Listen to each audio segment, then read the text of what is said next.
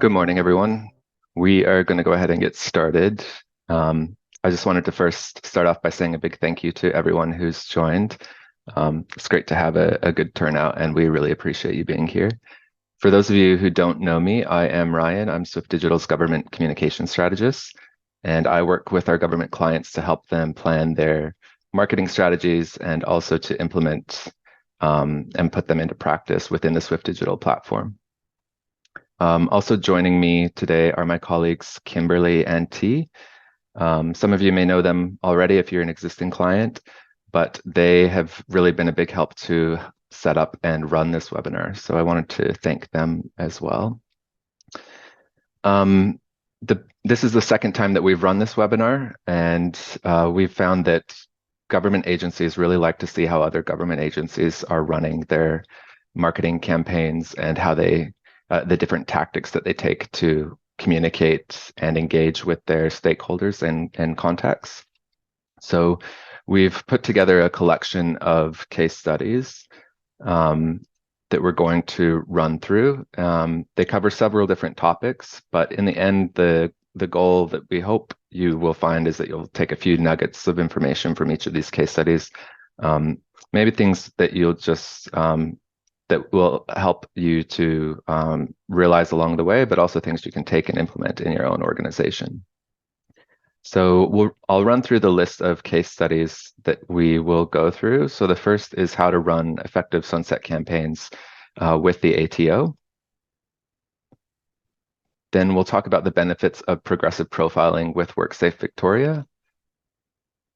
We'll cover how true marketing automation works with the Civil Aviation Safety Authority. We have an example on dynamic content strategies and the results that they can bring you. That's from Public Transport Victoria. We will look at what sticky content is and how it can help you to increase contact engagement. That's from the City of Greater Geelong. And then the last case study that we'll go over is how to resend campaigns to improve your open rates. Now, looking at the registrant list beforehand, I know it was about half of you are existing clients, so you probably know quite a bit about Swift already. But for those of you who aren't as familiar with Swift or the Swift platform, I'm just going to take a couple slides to tell you more about Swift, give you an overview about us. If you're very familiar with us, please just bear with me through these next couple of slides. But Swift Digital is a software vendor. We have an all-in-one marketing platform, and we are completely Australian owned and operated. We've been around for quite a while, so a bit more than 20 years we've been in business. We have offices in Sydney and Melbourne. I myself am based in Melbourne. We're government accredited, and we've recently become ISO 27001 certified. Now that was quite a huge feat and undertaking for us to get that certification, and it means that we are now one of the few email vendors in Australia that is ISO certified and also keeps our data in Australia. And that kind of leads into the next point, which is our assurance of data security and sovereignty. So any data that you import into Swift always remains under your ownership and control. All of our data centers are in Australia, so you never have to worry about your data going overseas. But let's talk a little bit about what the Swift Digital platform is and the different tools that comprise it. So within the Swift platform, you have tools for email marketing, event management, landing pages, online surveys, SMS marketing, and also marketing automation. So just take a minute to consider all the different tools and platforms that you currently use, and then imagine that they're all wrapped into one platform, one database. That's the Swift Digital platform. It really is everything that you need in one place. Now, having everything in one place is, of course, a great benefit, and that's why we have quite a large list of government clients that use us. The data security, keeping all our data in Australia would be another, but also the fact that we have live and local support. Something that a lot of our existing clients will attest to is the ability to get on live chat during Australian business hours and just immediately chat with someone and get help is another huge benefit and a reason that a lot of government clients enjoy using Swift. I know that some of you whose logos are here today, so thanks for coming along and joining. We are going to go ahead and get started with the first case study. But just before we do, if you have any questions, you can actually chat with my colleague, Kim. You should be able to find her in the participants list. It's just her name, Kimberly, with the word Swift. There she is. Hey, Kim. So yeah, feel free to send your questions through to her. She will collect any questions that we have, and then we'll have time at the end of the webinar to go through them.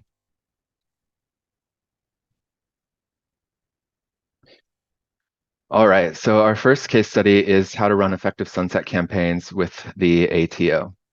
So for those of you who aren't familiar with sunset campaigns, you would run these in an effort to try and remove inactive contacts from your list. So it's really identifying your contacts that aren't engaging or that aren't active with you, and then going through a process to remove them from your sending lists. There are several benefits you'll get from running sunset campaigns. One, of course, is you'll maintain clean and healthy lists, and it will help you to remove any spam traps that end up on your mailing lists. I'll talk a bit more about spam traps on the next slide.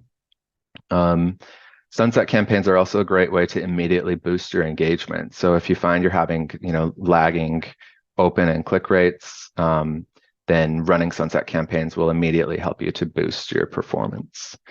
And in the end, because you're removing inactive contacts from your list, it's going to help you save on your publishing costs.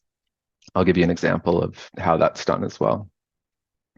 But let's have a look at a few examples of sunset campaigns that I've picked from government clients.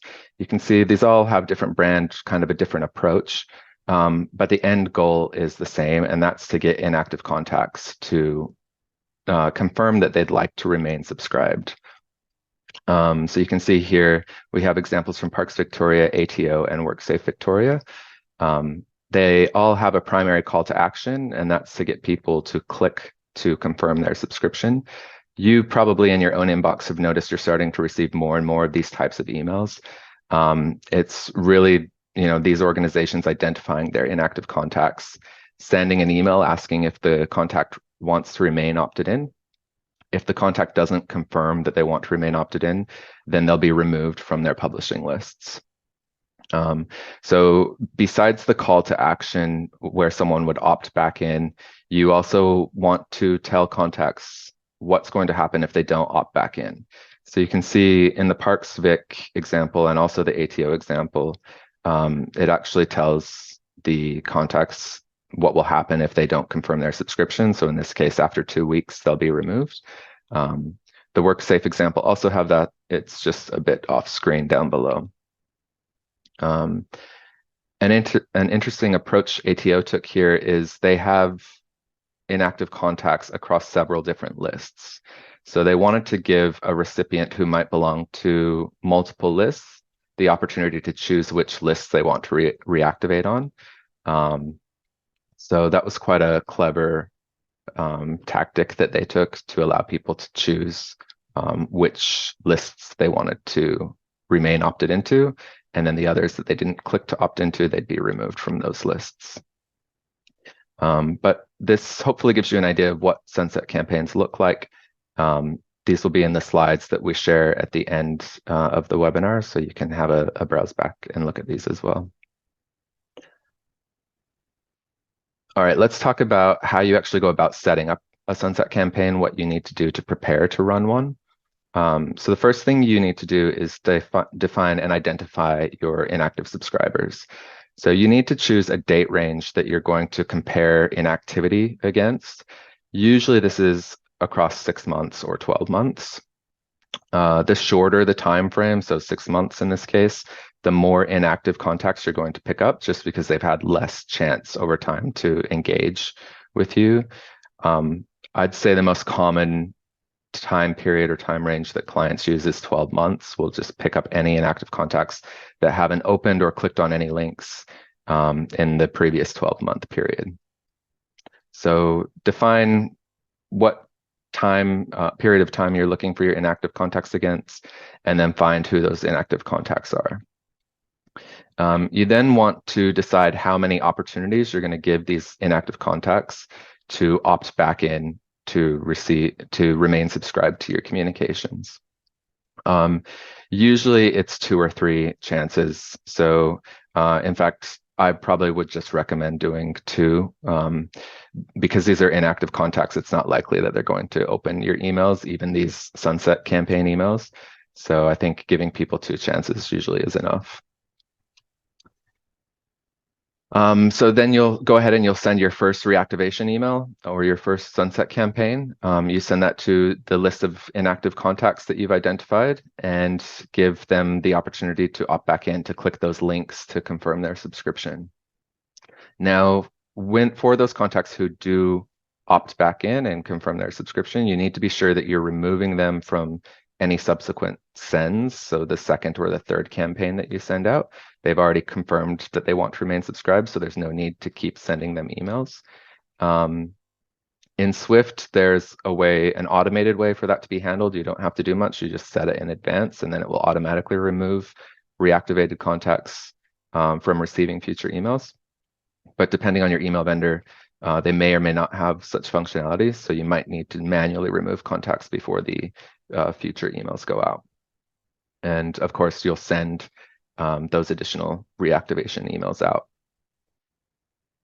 And then once all your reactivation emails have gone out, you are going to take any contacts who did not choose to remain subscribed, who did not opt back in, and you're going to unsubscribe or sunset them in this case. So you can do that by just simply removing them from your publishing lists or by doing something like a bulk unsubscribe process.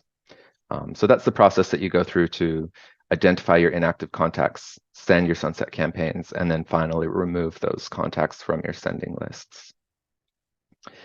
All right, let's talk about the benefits that you will see from running sunset campaigns. So first, of course, is your lists are just going to be clean and healthy. The typical time period that you'd run sunset campaigns is about once every 2 years.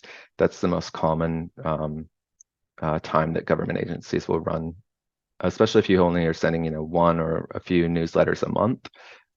Then you shouldn't need to run sunset campaigns very often. It does depend, though. If you're in fast-moving retail, for example, they will run sunset campaigns about once a quarter. Someone makes a purchase from their website. There's a short period of time where they will likely purchase again. And if they don't, then they will run a sunset campaign and remove them from their lists. It will help you to improve email deliverability. So let's talk about how that works. So these inactive contacts, because they're inactive, when they do eventually look at or engage with your emails, they're more likely to report you as spamming. Maybe they've forgotten they've subscribed to you in the first place. And so because they're more likely to report you as spamming, by removing them from your lists, you're removing the likelihood that people will report you as spamming. That also kind of relates to the next point, which is it will help you to lower your bounce rates. Because these email addresses are stale and old email addresses, most of them over time are going to end up bouncing anyway. So by getting ahead of it and removing them from your lists before they can bounce, it helps you to reduce your bounce rates. And then it will help you to improve email deliverability and your engagement metrics.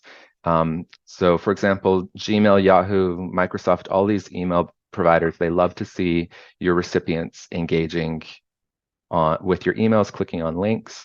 And so to them, if people are really engaged with your emails, they're more likely to look favorably on your reputation and more likely to deliver your emails to the inbox.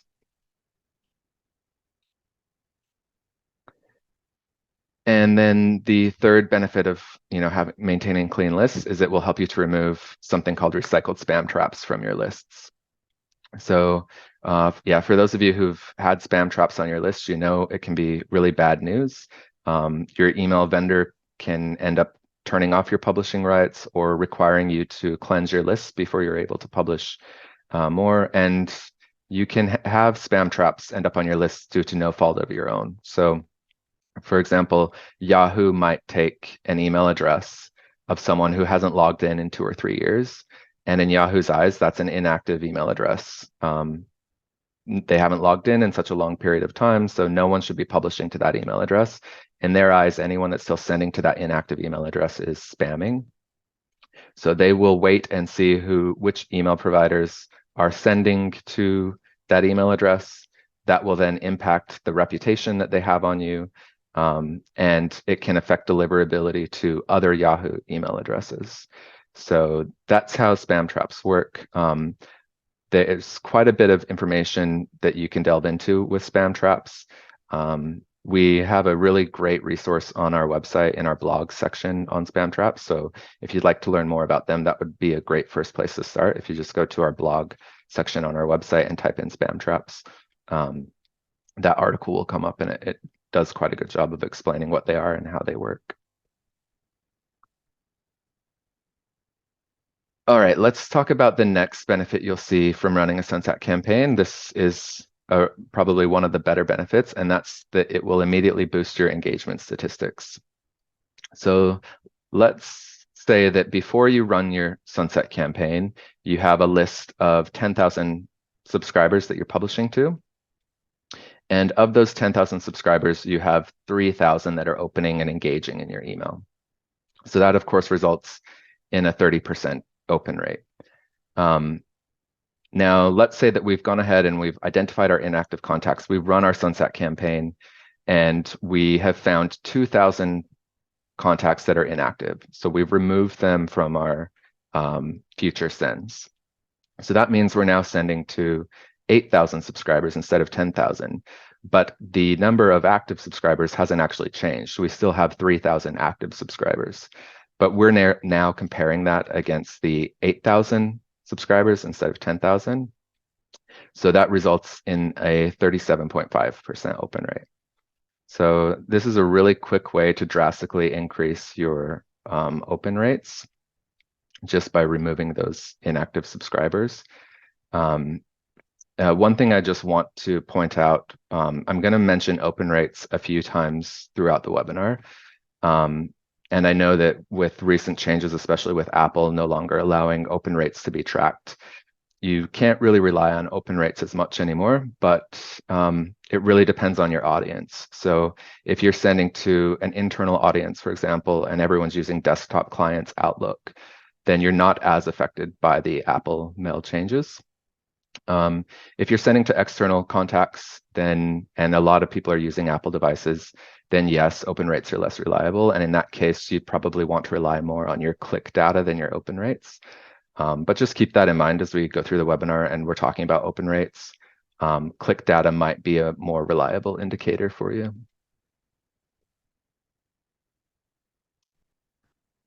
All right, and let's cover the third benefit of running a Sunset campaign.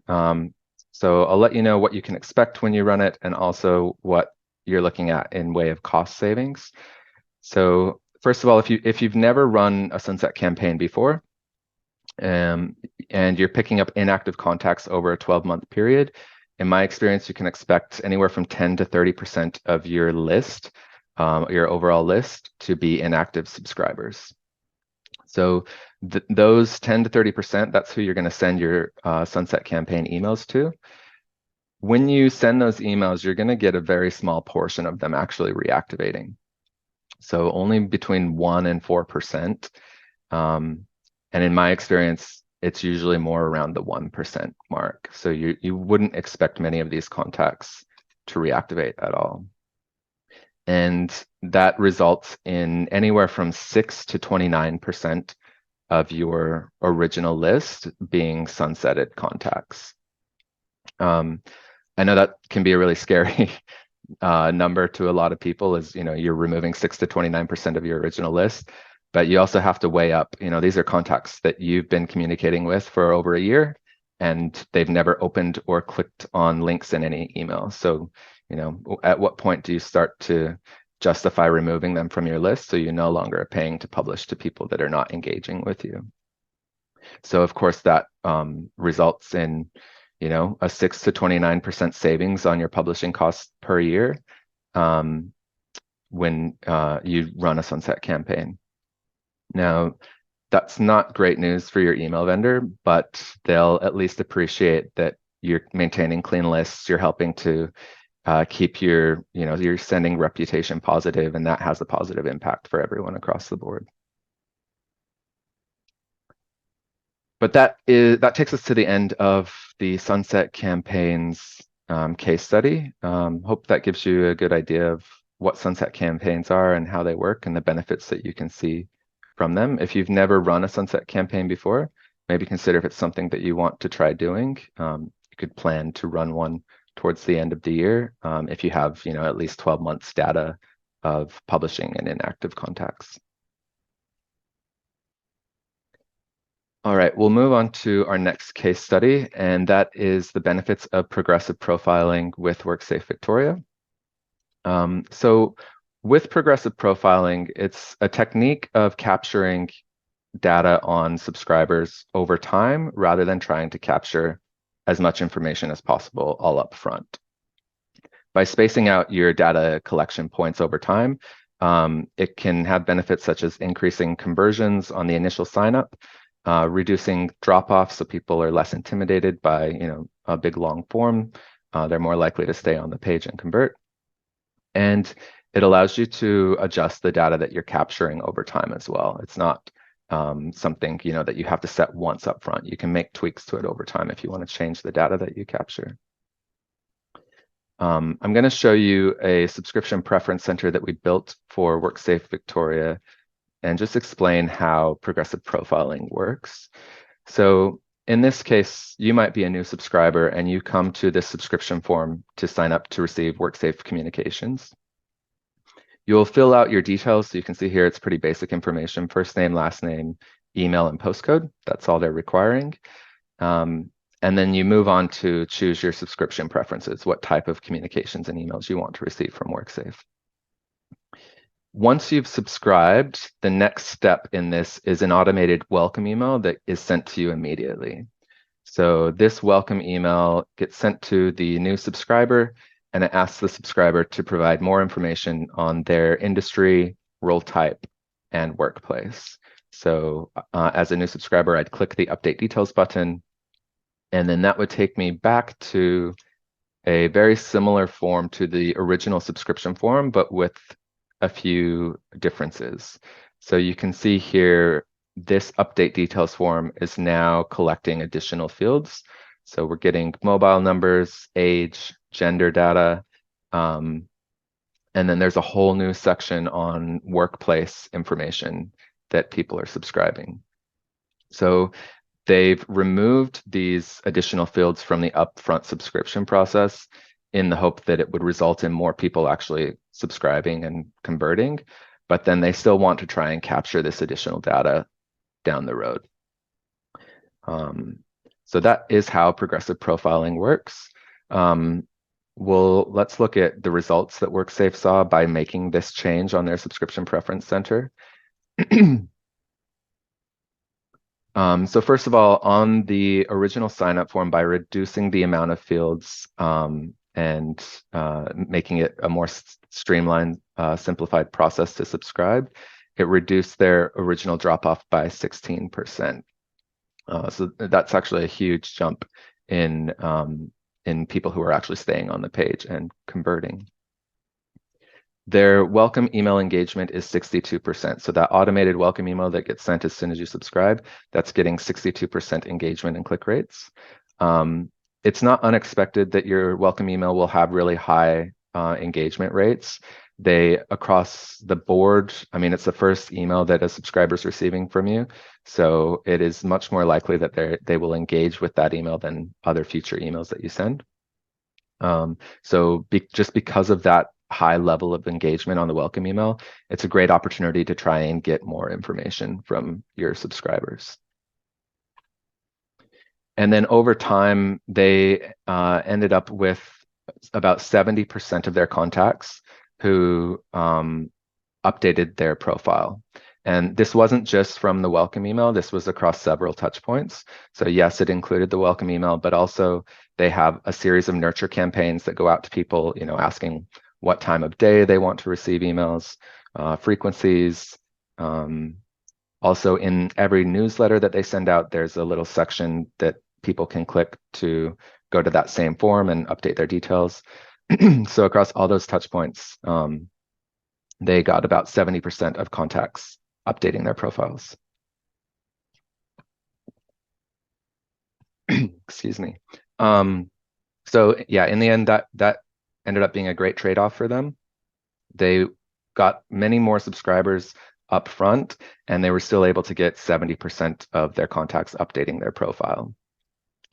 So if you have any subscription forms or sign-up forms that are quite lengthy or have a lot of data fields, you could consider maybe simplifying that initial sign-up form, spreading that out over a few different touch points, and trying to use progressive profiling to get your contacts to provide more information and update their details. Okay, let's go on to our next case study. And that's using dynamic content with Public Transport Victoria. This is probably one of my favorite case studies. But dynamic content, just to explain what it is it's content that's unique or personalized to each individual recipient. So for example, an email might be sent to you and I, same email, but based on our data or subscription preferences, we end up seeing different content within that email. So for those of you who are in Victoria, you might be familiar with this weekly travel alert that PTV send out. It goes out every Wednesday. The goal of this email is just to alert riders on the transport network to disruptions that are coming up on their lines, or just things that they need to be aware of when they're traveling across the network. So I'm going to show you what that weekly email looks like. So pay attention to the next slide, because this will just be an example of the full email that they send every week. So you can see this is a very long email, and this isn't even the full email. You can see at bottom right, it's clipped just after the buses section. So, imagine if you were receiving this email in your inbox every week. Is it something that you would try to drill down and try to find the lines that you have updates on? Probably not. It probably over time would become not very useful to you. There's a lot to decipher and a lot to kind of go through to try and find the lines that are relevant to you. So over time, you probably would become less engaged with these emails, even to the point where you're just not opening them anymore. So instead, we came up and helped Public Transport Victoria implement a solution using dynamic content so that recipients of this email are only receiving the lines and modes that they're interested in or that they've signed up for. So we'll walk through, I'll explain how that process works, but it ends up in this really lengthy email actually being a much more simplified version for each recipient, depending on what subscription options they've set. So the first thing when people are subscribing to receive this weekly alert from Public Transport Victoria is they will choose the modes and also lines that they want to receive updates on. So this is just an example, a few screenshots from that form. If I wanted to receive updates on the Sandringham line and the 86 and 96 tram, I would just tick those 3 boxes, and then I would expect to only receive those updates on those specific lines. So subscriber sets their preferences, and then the comms team at Public Transport Victoria go through, and every week they build out that really long email. So they're putting in all this content. They build it all out. Once all the content is in place, they then go through every content area and they assign what we call dynamic content rules to each block or each section. So in this case, you can see this is on the right, we have a screenshot of the actual alert. So that's an alert for the Alaman, Belgrave, and Lilydale line. And on the left-hand side is a screenshot from the Swift system showing how you actually add dynamic content rules. So in this case, the rules that we're adding here say only show this section or this block to contacts who are in the Alamin line, the Belgrave line, or the Lilydale line. So these are contacts who've set their preferences to be in those specific groups. So when this email is sent out, you have to be in one of those three groups in order to see this alert. And that results in each recipient receiving, different content, different data. So Anna's content, she'll receive the Alamin update. Bill, in this case, would receive an update on the Hurstbridge line. And for Charlie, there's no update for them. So they see a message that says there's no disruptions for the train lines you're subscribed to. You can update your preferences or view all alerts on the website. So it's really a great way of getting specific and tailored content in front of each recipient, which provides a much more personalized view and a greater customer experience. So the results here really speak for themselves. So over time, this didn't happen all at once, but over time, it resulted in a 12% increase in open rates. For the existing subscribers, they that hadn't set preferences when the dynamic content rules had been implemented. They had to be retrained that all of a sudden the weekly alert has changed. They can set their preferences so that they only receive content that's relevant to them. That was done through a series of, dedicated update details, emails, and notifications. But over time, this saw, a much greater improvement in open rates and also an engagement in people clicking to see more information on the alerts that were within the email itself. So if you have any newsletters that are very lengthy or alerts like this one that have a lot of content or information, if you're not currently tailoring that information to recipients based on their data preferences, it's something that once you start doing can really have great results when it comes to your open and click rates. So I'd suggest it works really well when you have a lot of content, filtering that down so that people are receiving content that they want to see and receive.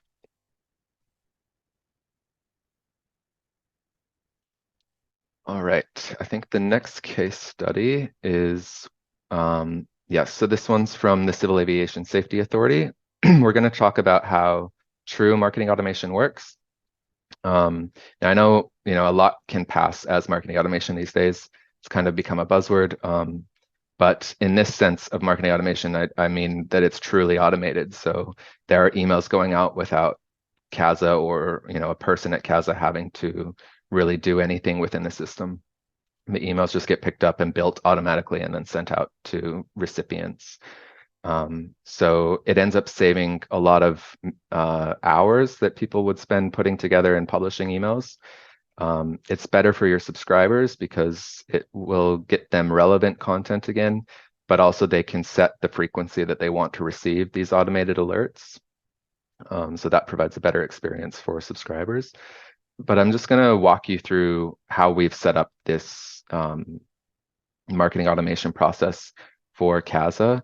It was set up for their Flight Safety Australia website. So this website is really a kind of an online magazine that has different blog articles and announcements to try and keep people like pilots or air traffic controllers up to date on, industry news or things they need to be aware of. So this is an example of a screenshot of an article that was posted on the Flight Safety Australia website. It's an article on a primer on corrosion. So when an article gets published to their website, we will go and we will pick up the content from that article and we will automatically populate that into an email. So for those of you that are familiar with website technology, we use something called an RSS feed to grab the data and pull it in and then populate an email campaign such as the one on the right here. So that's a fully automated process. No one at CASA has to lift a finger for the email to be populated or generated. When people sign up to receive alerts, they will fill out a subscription preference center, much like the one we looked at for Public Transport Victoria. But in this case, they're choosing their audience segment. So this example is showing that I'm signing up as a pilot and maintenance engineer. And then also I can further specify my topics of interest, and then the frequency that I'd like to receive emails. So it can either be, a daily email that I receive whenever something is relevant to me, or I can choose to receive a weekly digest of everything instead. That all happens automatically. So the way that the email sending works is we create the email based on the content from the website. When Kazaa's publishing that blog to their website, they also tag each article to say whether it to say which audience segment it is related to. So in this case, the corrosion article probably not relevant to air traffic controllers. So it's not tagged as being relevant to them, but it is tagged as being relevant to pilots and maintenance engineers. So we have the list of pilots and maintenance engineers based on the data people supplied when they subscribed. So we know that this particular email needs to be sent to pilots and maintenance engineers. So that goes out automatically to them. So the results that you'll see by automating a process like this. So, in this case, there are about 3 emails per week that go out. So that's 156 emails per year. Now imagine that every email, a person spending 2 to 3 hours building that email, segmenting the list, publishing it out, viewing the reports. That's over time 67 days of work per year that person is spending preparing and publishing emails. So by implementing an automated solution, you're saving 67 days of work, where no one has to go in and actually do any manual tasks related to the sending of the email. It's great for the subscribers because and they're much happier, so they're much more engaged. They're receiving content that's strictly relevant to them, which will reduce unsubscribes. People are less likely to unsubscribe to content that's interesting or relevant to them. And they're also getting it at the frequencies that they've specified.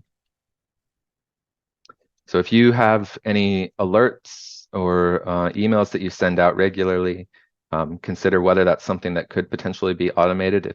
If the content exists elsewhere, like a website, then it's possible that that content can be automatically picked up, generated into an email, and published out to audience segments. If you have anything like that and you're interested in discussing that with us, we can have a chat at the end of the webinar, because it has been something that's really been beneficial for a few of our clients. All right, the next case study we're going to look at is using sticky content to increase engagement. So if you haven't heard the term sticky content before, it is an industry term. You can do a search on sticky content and it'll come up with lots of examples. I'm going to show you a few of my favorite ones and some that I think City of Greater Geelong have done really well to implement.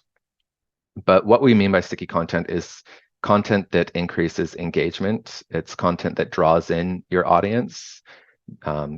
It's information that they want to see or that they know is going to be present in each newsletter and keeps them coming back for more. And because your audience is so engaged, it gives you really great statistics and insights in your reporting. So let's have a look at a few examples of what constitutes sticky content. So the first example is something called jump links. Now we find for newsletters that are quite lengthy, people won't take the time to scroll all the way to the bottom of the newsletter to see what content's down below. So there could be content down there that they're interested in, but that they're missing out on because they just didn't take the time to scroll. So jump links aim to solve that issue. And what it does is it grabs the title of every article in the newsletter and it puts it up the top, just like a table of contents would do. It tells the person what they can expect to find down below, and the reader can actually click any of those titles and it will just jump them straight to that article that they're interested in. So not only is it better for the recipient, but you're going to get more clicks, so that increases your engagement. But the insights you get from that are really great because you can see which articles are most popular amongst your audience just by the number of people who are clicking on the different article titles. Now, in the Swift platform, we have a built-in tool that automatically builds these jump links. We call them quick links for you. So that is something that's quite unique to Swift. I haven't seen a lot of other platforms that have a solution like that. Another example of sticky content, of course, is just event data. I think events always get a lot of clicks, even if it's just curiosity clicks. People like to see what's going on, what type of events are coming up. A really great example is reader-submitted content. So this works really well for internal comms. So you can see this is a great example from City of Greater Geelong, but it's content, and usually you'll include this at the bottom of the email. Again, you're training your readers that that content's always going to be there, so they're likely to go into the email, and even if they scroll past everything else, at least there's a chance that they'll see other content on their way down to the reader-submitted content. Okay, more sticky content that we can discuss. I wanted to cover self-contained content, and what I mean by self-contained is content that keeps the reader contained within the body of the email. So you don't want to send people off to other landing pages, or in this case, if you're using a YouTube video, you don't want to send them off to YouTube, because every time you send someone out of the newsletter to another website or landing page, they're less likely to come back to the newsletter and see and engage with your other content. So in Swift, our newsletter builder has a YouTube widget that you can just add in to the body of your newsletter, and people can play the video directly in the newsletter as they're reading it. So they can watch the video and then continue on reading other content. Likewise, something that's unique to Swift that works really well is how we handle read more buttons. So when people click read more, instead of sending them off to a landing page or a different page that you have to build to provide additional information, we really just have this expand collapse functionality. So you can see here by clicking the read more, it's just expanding to show additional content. All of your read mores can work this way. Another great thing is for every read more button that you place, you get click data on that, so you can see how many people are actually clicking on each article to read additional content. So that can be a really valuable tool when you're building newsletters. And then, of course, polls. So if you ever are sending people out to external surveys, whether it's SurveyMonkey or another poll or survey tool, again, by sending them elsewhere, you're going to have greater drop-off. People might not actually respond to the poll or survey once they get there. So by including a poll within the body of the newsletter or email, people can just click their response and you immediately get that data, and it's not taking them outside of the newsletter. So self-contained content, not only does it help you get more engagement and clicks, but it keeps people in the body of the newsletter engaging with other content. I think those were all the examples I had on sticky content. I do have a couple other examples of content that I think other clients have used really well. So I just wanted to share those. Oh, sorry, I think I've skipped a slide. Let me just see where I'm at. Yes, so one new feature that we've recently launched, I'll come to the other client examples in a second, but one feature we've launched recently is our reactions and ratings feature. So these are different tools that you can add to your newsletter to try and increase clicks and engagement. So one is just a simple adding a thumbs up, thumbs down. You can add star ratings to your newsletters now, and also satisfaction or emoji ratings. So this is just a simple widget that you can click and drag in to Swift. I mentioned earlier the issues with open rates not being as reliable anymore. So anything that you can add to your newsletters to try and get more clicks and make your click data more reliable, you should be adding into your communications. By adding things like this, someone might be engaging and opening in an email, but if they're not clicking, it can be harder to track the actual engagement. So adding things like this can really help to get you more clicks.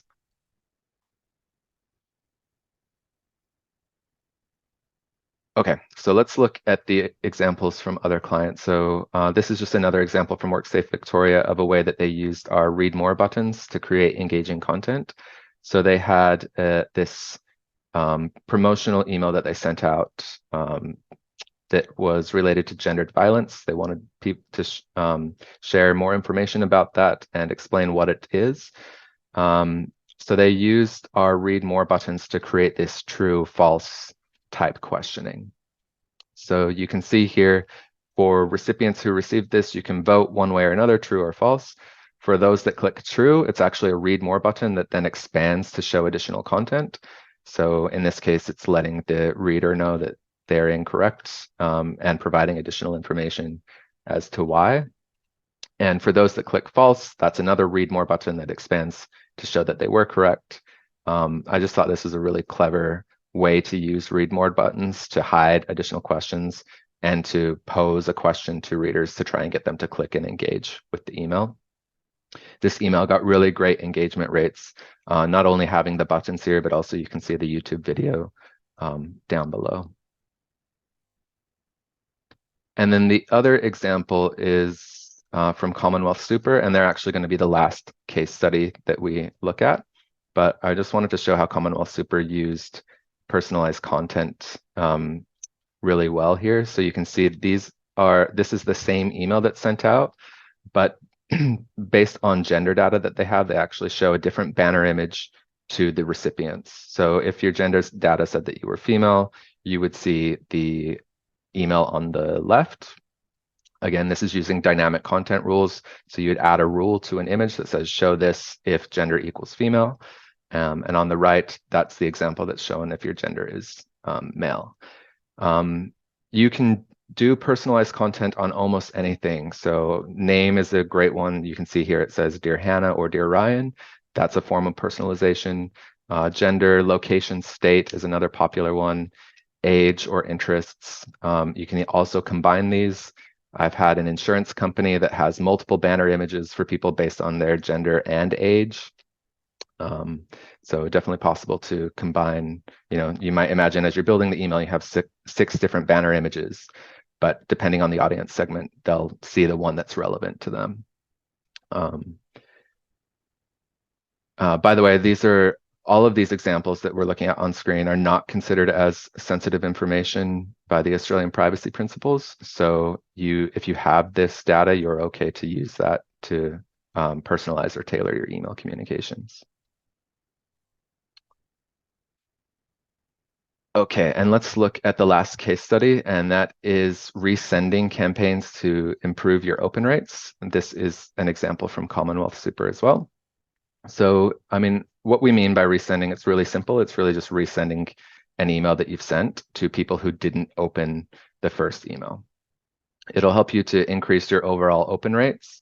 And it is also a great option for important information. And so if you have information that you really need people to read, you can set up a few campaigns that go out. Each time it will go out to people who haven't opened the previous email. When you do use resending, just keep an eye on your unsubscribe rates. You don't want it to get to a point where you're annoying your subscribers and then they end up unsubscribing. That would just be a way that it would backfire. But just pay attention to unsubscribe rates if you do try resending. But let's have a look at how it works. So in the Swift platform, you have a way to set this up automatically. So in this case, the campaign goes out and you can see here, if the first email goes out, then after 7 days, for anyone who hasn't opened the first email, send the second email. So this is just how our campaign builder works. You kind of set up these triggers that flow between one email to the next. So in this case, you can see the total number in pink. So there's just under 3,000 contacts who didn't open the first email that ended up receiving the second email. So they performed this process 4 times. And you can see each time they had more people open each email. So it's less people that the subsequent emails are going to. So by the last email, that went to a total of 1,691 people who didn't end up opening any of the previous emails.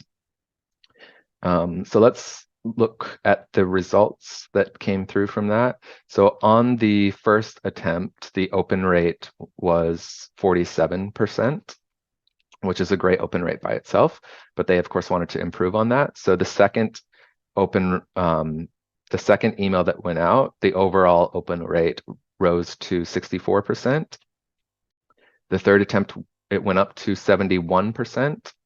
And then the fourth and final attempt was 74%. So after all of these 4 sends, 74% of the original list ended up opening the email. You can argue here that between the third and the fourth email, whether that fourth email was really necessary. The open rate didn't really go up that much after that. I also have an example from another client. It's the Department of Education. They resend every newsletter that they send out. So the first time they send the newsletter, it gets about a little over a 35% open rate. And then the next day they'll send it out to people who didn't open the first send. And that gets them about an additional 15% open rate. So they get about a total 50% open rate just by doing one resend. So resending is definitely an easy way to improve your open rates. It's quite quick process to do. And so if there's a way to automatically do it, but whatever your email vendor is, I'm sure you can find contacts who didn't open the email and just resend it to them again. But that takes us to the end of the case studies. Just wanted to say thank you so much, and I hope you were able to find some, good nuggets of information from one or a few of these case studies that you can discuss internally and maybe even implement yourselves. We have some other resources that will be sent to you after the webinar. So there's a email newsletter best practice guide, stakeholder communications plan, and if you're not with Swift, there's a security checklist for your email vendor. These are all communications that Kimberly has put together. So we'll send those through to you. Hopefully those resources will be helpful. But yeah, just again, thank you very much for attending. I think we have some time for questions. Let me just pull those up. Also, if there is any interest in the Swift platform, or if you'd like to arrange a demo, feel free to follow up with the email that Kimberly is going to send out to you. There'll be a link in there that you can use to book in a demo or consultation, or even if you just like to have a chat about anything that we've covered, feel free to sign up for that. Okay, let's review some of the questions that have come through. So first question is, how did PTV get existing contacts to update their details? That's a really good question. So of course they did send those dedicated email communications out, letting people know that they can now set their preferences. But also in every weekly email that they sent out, they had a dynamic content block that they added rules to that said only show this to essentially the legacy group. So the original group of contacts that hadn't yet updated their preferences. So every time that weekly email went out, there's a little block at the top that says, you haven't yet set your preferences to see content that's relevant to you, click here, and then that would take them through to the update details campaign.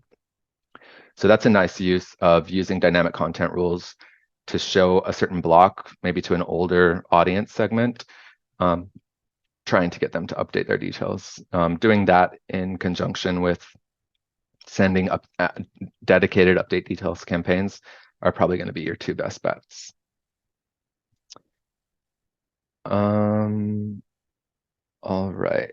Is it possible that emails are going to junk spam? How to identify and fix it?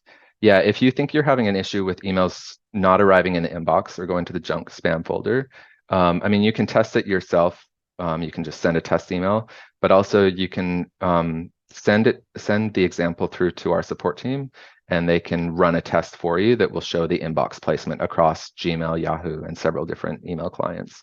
So if you have questions on deliverability, or you're worried that it's not making it through the inbox, let our support team know and they can assist you with some tests. Another question is, can you use a different subject line to do a resend?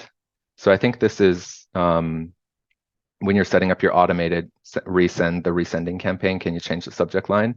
You definitely can. When you're setting up each automated send, you fill in the sender details. So that's the name that it's coming from, the email address, the subject line. By the way, you can also change the body of the email. So it doesn't have to be the same email going out for each resend. If you wanted to adjust the email content, you can do that as well. Also within Swift, we have the ability for you to A/B test your subject lines. So you can use two different subject lines to see which one performs best, which one gets the most opens and clicks. And then the majority of your subscription list will receive the best performing subject line automatically. So that's quite a neat tool to help you boost your open rates as well. All right, I think that is all the questions, and I know we're coming up to the end of the hour, so I think we'll wrap it up there. But thank you again so much for taking the time to join us. We will be running future webinars as well with different content. We'll have some for existing clients and potential new clients. We'll be sure to send invites to you, and we hope to see you at another webinar in the future. Hope everyone has a great day. Thank you again.